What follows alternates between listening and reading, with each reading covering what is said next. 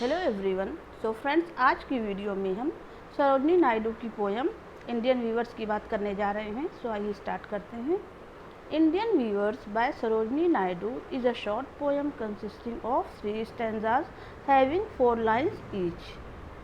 सो ये जो Indian viewers है ये शॉर्ट पोयम है जिसमें 3 स्टैंजाज हैं और तीनों स्टैंजाज की 4 लाइन्स हैं। So the poet talks about 3 types of dresses that the Indian weavers weave at 3 particular times of the day. So poem में क्या होता है, जो poet है वो बेसिकली 3 टाइप्स ऑफ ड्रेसेस की बात करती है, जो इंडियन वीवर्स क्या कर रहे हैं, बिन रहे होते हैं। और ये जो ड्रेसेस हैं ये 3 पर्टिकुलर टाइम्स को बताती है। Metaphorically each time and the dress weaved in that time symbolises a particular stage of life. The poem has the rhyme scheme AABB। So rhyme schemes की AABB है। The poet uses a number of literary devices to express her ideas like simile, imagery, metaphor etcetera. So इसमें बहुत सारी literary devices भी use हुई हैं। The poem consists of a discussion between the poet and the weavers. The poet asks the weavers and the latter reply. So ये poem क्या है, ये एक पर्टिकुलर डिस्कशन है पोएट के बीच और वीवर्स के बीच। तो पहला स्टैंजा जो है वो है young age. In the first stanza, the poet asks the weavers why they are weaving clothes early in the morning, which seems to be quite beautiful and charming. The clothes are blue as the wing of a helicon wild.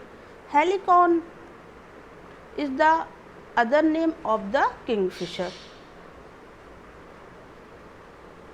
So पहले stanza में जो poet है वो viewers से क्या पूछता है कि वो क्यों कपड़े बुन रहे हैं इतनी अर्ली मॉर्निंग को। which seems to be quite beautiful and charming. The wings of the kingfisher are bright blue in color. In addition, blue color also symbolizes loyalty. So जो वीवर्स हैं वो जो क्लोथ्स बुन रहे हैं उसका कलर क्या है, ब्लू है। और ये ब्लू कलर क्या सिंबलाइज करता है, लॉयल्टी को। The blue colour thus symbolizes something beautiful and precious. Hence, in this stanza, the clothes weaved by the weavers are quite special, and this is why the poet is curious to know about them.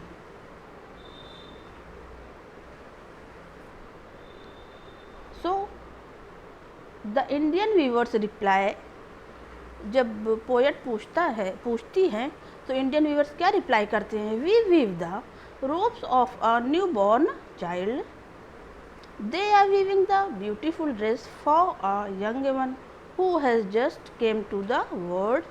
In this stanza, a number of images are used to describe the first stage of human life, like break of day, garments so gay and blue as the wings of helicon wild. This stage is full of happiness, freshness, hope, beauty, etc. There is no sorrow in the stage.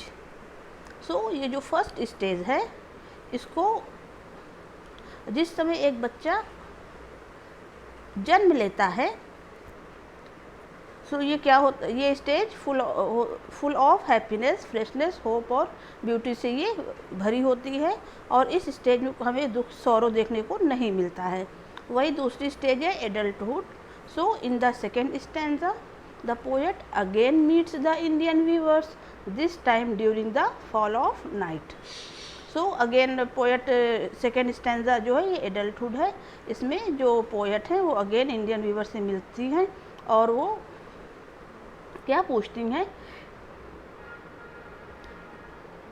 it probably refers to the evening or dusk time when the sun sets and darkness paves the way.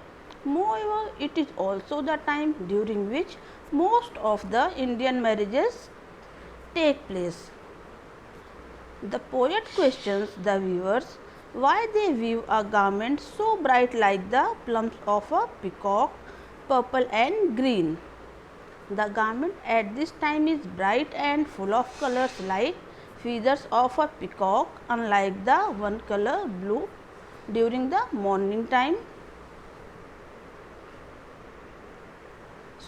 जो हम first stanza था हमारा, उसमें जो viewers थे वो किस colour के क्लोथ्स बुन रहे थे, ब्लू कलर के। लेकिन ये जो सेकेंड स्टैंजा एडल्टहुड है, इसमें व्यूअर्स जो कपड़े बुन रहे हैं वो उसका कलर ब्लू है।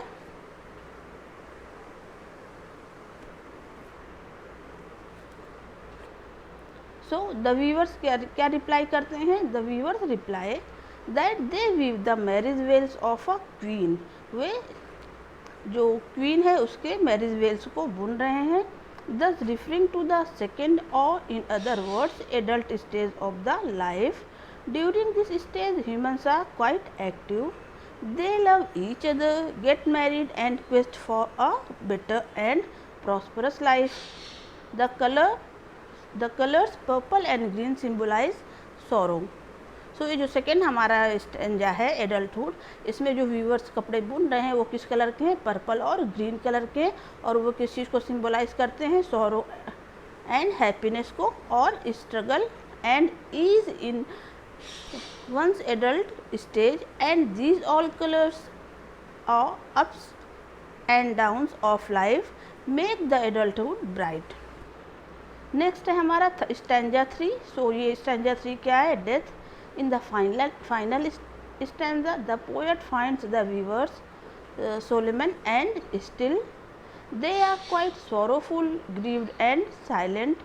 They are weaving something weird in the moonlight chill, in the dead of the night, which is white as feather and white as a cloud. Its example, colorless, lifeless. As the poet fails to figure out what it is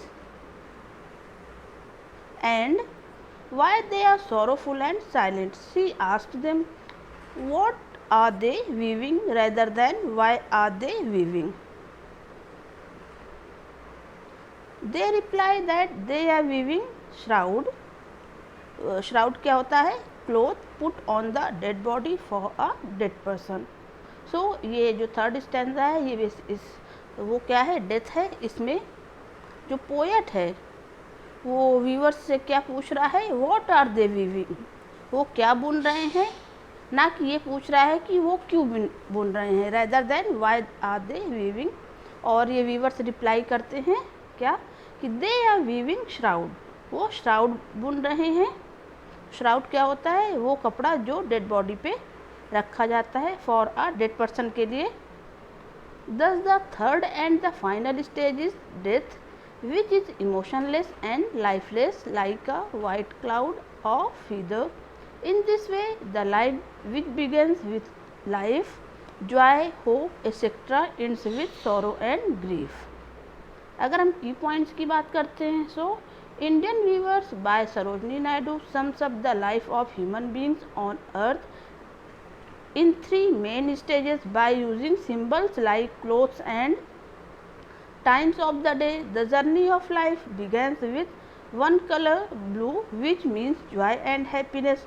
So जो life की journey है वो शुरू होती है एक colour से, जिसको मतलब specially according to the viewers जो लाइफ की जर्नी है वो स्टार्ट होती है ब्लू कलर से, which means joy and happiness.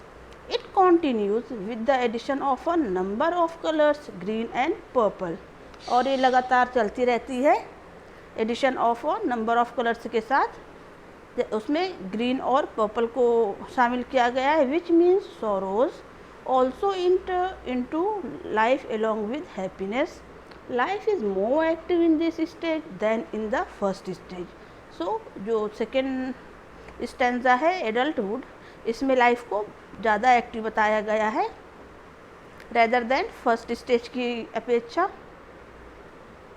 So in the final stanza all the colours vanish away and single colour white remains. So final stanza में क्या बताया गया है कि जितने भी सारे कलर्स हैं वो वैनिश हो जाते हैं और सिंगल कलर बचता है, which means emotions are connected with life and when the person dies emotions also die. Okay friends, thank you so much.